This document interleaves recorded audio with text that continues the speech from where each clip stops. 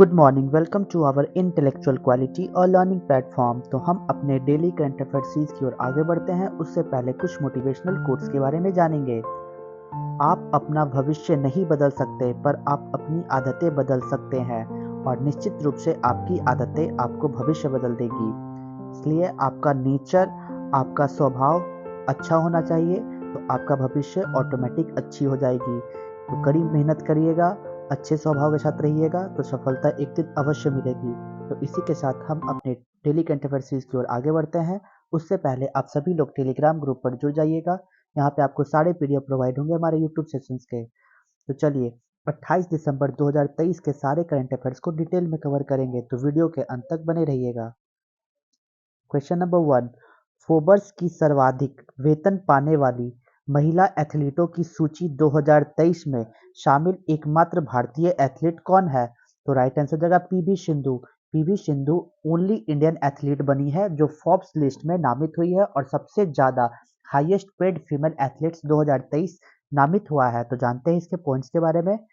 Badminton star PV Sindhu ने Forbes की 2023 की सबसे अधिक कमाई वाली महिला एथलीटों की सूची में जगह बनाई, जहां वह 7.1 मिलियन यूएस डॉलर की कमाई के साथ जिम्नास्ट सिमोन बाइल्स के साथ 16वें स्थान पर रही है। फोर्ब्स की सूची में पॉलिश टेनिस स्टार ईगा स्विएटेक शीर्ष पर है, जिनकी संपत्ति 23.9 यूएस मिलियन डॉलर है।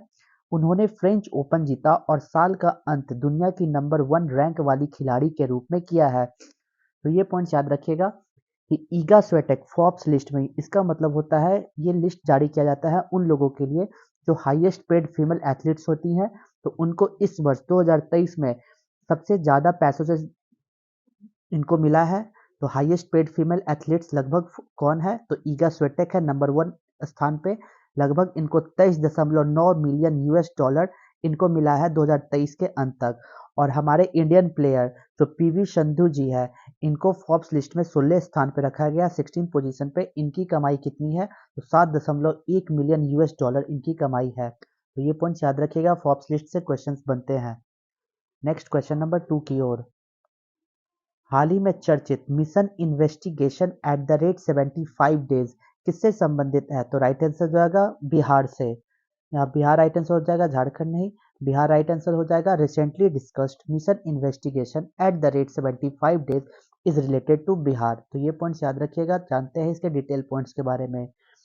बिहार पुलिस ने राज्य में आपराधिक न्याय प्रक्रिया को सुव्यवस्थित और तेज करने के उद्देश्य से mission investigation at the rate 75 days के कार्यान्वयन की घोषणा की। इसी के साथ अगले साल 1 जनवरी 2024 से जांचकर्ताओं के लिए प्रथम सूचना रिपोर्ट यानी एफआईआर दर्ज होने के 75 दिनों के भीतर मामलों की जांच पूरी करना अनिवार्य होगा। इस पहल का उद्देश्य यह सुनिश्चित करना है कि आरोप पत्र दाखिल करने सहित जांच एफआईआर दर्ज होने के 75 दिनों के भीतर पूरी हो जाए। तो ये बहुत ही इंपॉर्टेंट पॉइंट्स हो जाएगा बिहार के लिए कि बिहार में पुलिस को अनाउंस कर दिया गया है कि अगर एफआईआर, अगर रिपोर्ट लिखा दिया जाए तो 75 दिनों के अंदर इसकी कार्रवाई होगी और इसका रिजल्ट 75 दिनों के अंदर करके दे दिया जाए। तो ये इंपॉर्टेंट पॉइंट्स बिहार के लिए बनेगा। तो नेक्स्ट चलेंगे क्वेश्चन नंबर 3 की ओर। वासुदेव देवनानी को किस राज्य विधानसभा का अध्यक्ष चुना गया है? तो राइट आंसर राजस्थान। राजस्थान के हाल ही में नए स्पीकर इलेक्ट हुए हैं, उनका नाम है वासुदेव देवनानी। तो जानते हैं इसके पॉइंट्स के बारे में। देखिए, 16वीं राजस्थान विधानसभा में एक महत्वपूर्ण घटनाक्रम देखने को मिला जब भाजपा के अनुभवी विधायक वासुदेव देवनानी को सर्वसम्मति से अध्यक्ष चुना गया। उनकी नियुक्ति का प्रस्ताव मुख्यमंत्री भजन लाल शर्मा ने पेश किया और कांग्रेस नेता और टोंक विधायक सचिन पायलट ने इसका समर्थन भी किया, जो सत्ता पक्ष और विपक्ष के बीच एक दुर्लभ एकता को दर्शाता है। तो ये पॉइंट याद रखिएगा कि हाल ही में जो 16th राजस्थान असेंबली स्पीकर अध्यक्ष बने हैं कौन? तो उनका नाम है Vasudev Devnani. Next question number 4 की ओर। भारतीय सुरक्षा विधेयक 2023 को हाल ही में राष्ट्रपति द्वारा मंजूरी दे दी गई है। इससे किस अधिनियम द्वारा प्रतिस्थापित किया गया है? द भारतीय साक्ष्य bill 2023 was recently approved by the president. It has been replaced by which act? तो राइट आंसर हो जाएगा इंडियन एविडेंस एक्ट 1872 के तहत इसको रिप्लेस कर दिया गया है और इसके जगह पे लाया है भारतीय साक्ष्य बिल 2023। तो जानते हैं इसके पॉइंट्स के बारे में। भारतीय नागरिक संहिता, भारतीय नागरिक सुरक्षा संहिता विधेयक और भारतीय न्याय संहिता विधेयक पहले संसद के दोनों सदनों द्वारा एक तूफानी शीतकालीन सत्र के बीच पारित किए गए थे। राष्ट्रपति द्रौपदी मुर्मू ने सोमवार को 3 नए आपराधिक कानून विधेयकों को मंजूरी दे दी, जो पिछले सप्ताह संसद द्वारा पारित किए गए थे, और ये भारतीय न्याय संहिता 2023 आईपीसी की जगह लेगा, जो इंडियन पिनल कोड्स की रिप्लेस करेगा। इसका क्या नाम होगा? तो भारतीय नागरिक सुरक्षा संहिता सीआरपीसी की जगह लेगा और भारतीय साक्ष्य अधिनियम की जगह लेगा। तो ये पॉइंट्स याद रखिएगा कि जो भारतीय साक्ष्य अधिनियम है ये रिप्लेस करेगा इंडियन एविडेंस एक्ट को, और भारतीय नागरिक सुरक्षा संहिता रिप्लेस करेगा क्रिमिनल प्रोसीजर एक्ट को, और ये इंडियन पिनल कोड कवर करेगा भारतीय न्याय संहिता 2023 को। ये पॉइंट्स याद रखिएगा। बस कुछ नहीं हुआ है, जो इंग्लिश में नाम था उसको अब हिंदी में नाम कर दिया गया है, लेकिन इंग्लिश में भी उसको हम इस तरीके से लिखेंगे भारतीय न्याय संहिता 2023। ये बस हमारे लिए इंपॉर्टेंट पॉइंट्स बनेगा। नेक्स्ट क्वेश्चन नंबर 5 की ओर। हाल ही में आईएनएस इम्फाल नौसेना में शामिल हुआ, इसका निर्माण किसके द्वारा किया गया है? तो राइट आंसर हो जाएगा Mazagon dock ship builders limited Mumbai के द्वारा इसका उद्घाटन किया गया है। इसको बनाया गया है किसके द्वारा? तो Mazagon dock ship builders limited Mumbai के द्वारा आईएनएस इम्फाल को बनाया गया है। तो जानते हैं आखिर न्यूज में क्यों है? देखिए, INS Imphal 4 project 15 B bravo Visakhapatnam श्रेणी का निर्देशित मिसाइल विध्वंसक में से तीसरा है।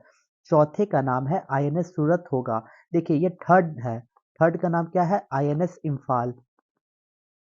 और फोर्थ का क्या है? तो आईएनएस सूरत इसका नाम रखा है। तो देखिए, आईएनएस इम्फाल दुनिया में सबसे तकनीकी रूप से उन्नत निर्देशित मिसाइल विध्वंसक में से एक है। इसे 20 अप्रैल 2019 को लॉन्च किया गया और इसका नाम इम्फाल रखा गया। इसे 20 अक्टूबर 2023 को भारतीय नौसेना को सौंपा गया। ये पॉइंट याद रखिएगा कि 20 अक्टूबर 2023 को भारतीय नौसेना को सौंपा गया। भारतीय नौसेना में शामिल होने से पहले आईएनएस इम्फाल युद्धपोत का व्यापक और उत्कृष्ट मशीनरी परीक्षण किया गया और यह दुनिया की सबसे तेज supersonic cruise missile BrahMos cruise missile launch करने में सक्षम होगी। तो ये पॉइंट्स याद रखना होगा कि हाल ही में न्यूज में क्यों आया। तो ये आईएनएस इम्फाल जो है ये third of the four project 15 B, जो प्रोजेक्ट 15 बी है उसके तीसरा 4 प्रोजेक्ट में से ये तीसरा प्रोजेक्ट है आईएनएस इम्फाल।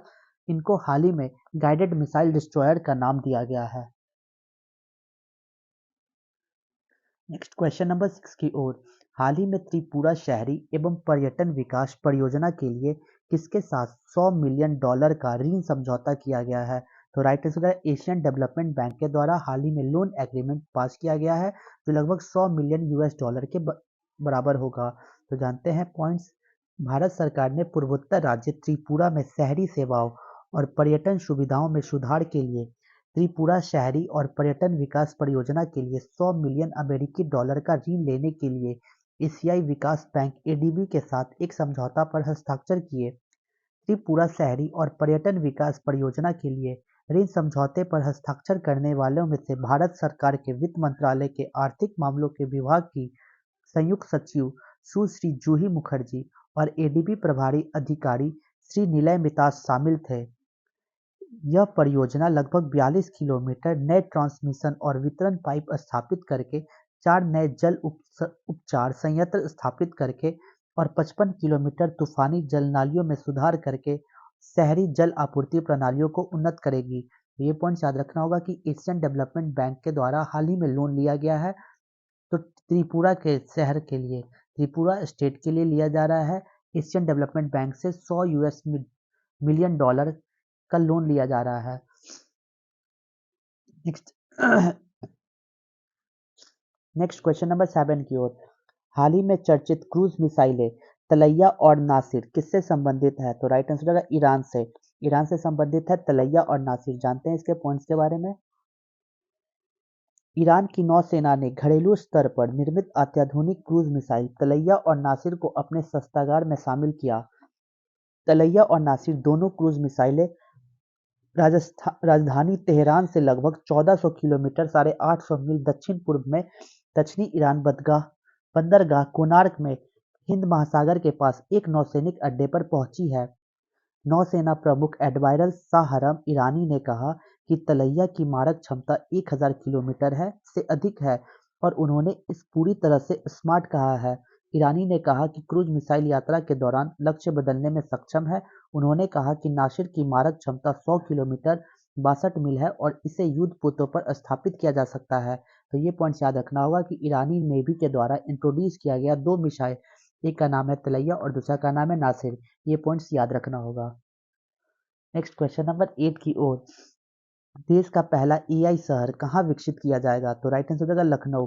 लखनऊ में डेवलप किया जाएगा फर्स्ट एआई सिटी। तो जानते हैं इसके पॉइंट्स के बारे में। भारत का सबसे बड़ा राज्य उत्तर प्रदेश लखनऊ में देश का पहला एआई शहर स्थापित करेगा। इस पहल का उद्देश्य कृत्रिम बुद्धिमत्ता यानी कि आर्टिफिशियल इंटेलिजेंस के लिए एक संपन्न केंद्र बनाना है, नवाचार को बढ़ावा देना और भविष्य के कार्यबल को पोषण करने के लिए अत्याधुनिक प्रौद्योगिकी अनुसंधान केंद्रों और शैक्षणिक संस्थानों को एकीकृत करना है। परियोजना के लिए nodal agency Uttar Pradesh electronics corporation limited है। सरकारी नादरगंज औद्योगिक क्षेत्र में 40 एकड़ भूमि आवंटित करेगी, जिसमें चयनित डेवलपर को एकमुश्त पूंजीगत व्यय सहायता और स्टाम्प शुल्क में छूट सहित वित्तीय प्रोत्साहन की पेशकश की जाएगी। ये पॉइंट याद रखिएगा कि हाल ही में उत्तर प्रदेश के द्वारा इंडिया का लार्जेस्ट स्टेट है, इसमें सेटअप किया जाएगा कंट्री का पहला एआई सिटी। कहाँ पे? तो लखनऊ में। ये पॉइंट याद रखिएगा कि आर्टिफिशियल इंटेलिजेंस सिटी कहाँ पे स्टैब्लिश किया जाएगा? तो लखनऊ में। लखनऊ कहाँ पे है? तो उत्तर प्रदेश। क्वेश्चन नंबर 9 की ओर। हाल ही में 28वां सिंधी सम्मेलन कहाँ आयोजित किया गया? तो राइट आंसर होगा दुबई। दुबई में हाल ही में 28 सिंधी कॉन्फ्रेंस को ऑर्गेनाइज किया गया। सिंधी संस्कृति और विरासत को प्रस्तुत करने के लिए दुबई, संयुक्त अरब अमीरात में 28वां संधि सम्मेलन आयोजित किया गया। इस आयोजन का उद्देश्य सिंधी परंपरा को अंतर्राष्ट्रीय स्तर पर संरक्षित और बढ़ावा देना है। इस अवसर पर संयुक्त अरब अमीरात के विदेश व्यापार मंत्री डॉक्टर थानी अल जयौदी और भारत के विदेश राज्य मंत्री वी मुरलीधरन उपस्थित थे। भारत के विदेश राज्य मंत्री वी मुरलीधरन ने सिंधी समुदाय में अमृतकाल के दौरान सार्थक योगदान जारी रखने का आह्वान भी किया। तो ये पॉइंट याद रखना होगा कि हाल ही में 28 सिंधी कॉन्फ्रेंस ऑर्गेनाइज कहाँ पे किया गया है? तो यूएई के दुबई में इसका आयोजन हुआ 28 सिंधी कॉन्फ्रेंस का। डेली करंट अफेयर्स का last question, question number 10। 100 feet ऊंची रफी मीनार कहाँ स्थापित की जाएगी? तो राइट आंसर हो जाएगा पंजाब में। पंजाब में हाल ही में 100 फीट ऊंची रफी मीनार को इंस्टॉल किया जाएगा। तो जानते हैं इसके पॉइंट्स के बारे में। 24 दिसंबर 2023 मोहम्मद रफी की जन्मशती मनाने के लिए साल भर चलने वाला समारोह मुंबई, महाराष्ट्र में शुरू हुआ और अमृतसर में उनके जन्म स्थान पर 100 फुट ऊंचे रफी मीनार के निर्माण की नींव रखी गई।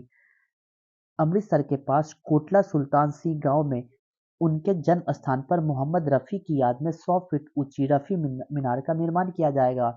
रफी मीनार स्टील से बनाई जाएगी और उस पर रफी साहब के 100 शीर्ष गीतों के बोल उकेरे जाएंगे ताकि आने वाली पीढ़ियां को उनकी गायिका के माध्यम से मानव जीवन को समृद्ध बनाने में उनके बहुमूल्य योगदान की याद दिलाया जा सकेगा। तो ये पॉइंट्स याद रखिएगा कि हाल ही में 24 दिसंबर 2023 को ऑर्गेनाइज होने वाला मोहम्मद रफी जी के बर्थ जन्म तिथि के दौरान 100 फुट टॉल रफी मीनार का उद्गम होगा, बनाया जाएगा कहाँ पे? तो अमृतसर में, जहां उनका जन्म स्थान था वहीं पे 100 फीट ऊंची रफी मीनार को बनाया जाएगा।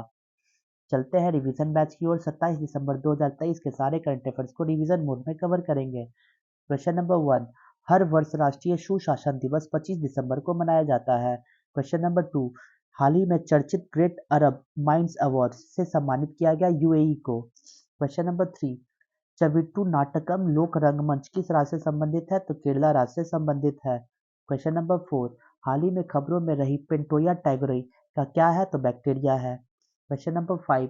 हाल ही में अंतर्राष्ट्रीय प्रवासन संगठन आईओएम ने भारतीय श्रमिकों और छात्रों के लिए कौन सी परियोजना शुरू की है? तो प्रोजेक्ट प्रयास। Question number 6। हाल ही में ओपेक संगठन की सदस्यता के किसने इस्तीफा दे दिया है? तो अंगोला ने इस्तीफा दिया है। Question number 7। हाल ही में सर्वश्रेष्ठ महिला एथलीट विकलांग का पुरस्कार किसे मिला है? तो राइट आंसर शीतल देवी। शीतल देवी को मिला है? क्वेश्चन नंबर 8, हाल ही में राज्य की संस्कृति विरासत को समृद्ध करने के लिए संस्कृति उत्सव 2023 कहाँ शुरू हुआ है? तो उत्तर प्रदेश में। क्वेश्चन नंबर 9, हाल ही में चर्चा में रही पुनौरा धाम परियोजना किससे संबंधित है? तो बिहार से रिलेटेड है। क्वेश्चन नंबर 10, केंद्र सरकार ने हाल ही में किसे नौकरियों में आरक्षण से बाहर करने की घोषणा की है? तो थैलेसेमिया, सिकल सेल डिजीज और हेमोफीलिया जैसे बीमारी उन लोगों को नौकरियों से आरक्षण से बाहर रखा गया है। तो चलिए क्वेश्चन ऑफ द डे में चलते हैं। तो आज का क्वेश्चन क्या है? Who among the following discovered X ray? निम्नलिखित में से किसने एक्सरे की खोज की है? Option A Marie Curie, option B J J Thomson, option C W C Roentgen या ऑप्शन डी जेम्स चैडविक। आपको आंसर कमेंट बॉक्स में देना होगा। तो यहाँ तक वीडियो को देखने के लिए thank you so much guys. Video को ज़्यादा से ज़्यादा हो सके तो लाइक शेयर और सब्सक्राइब करें ताकि और भी कंटेंट आपके पास पहुंच सके। जय हिंद, जय भारत दोस्तों।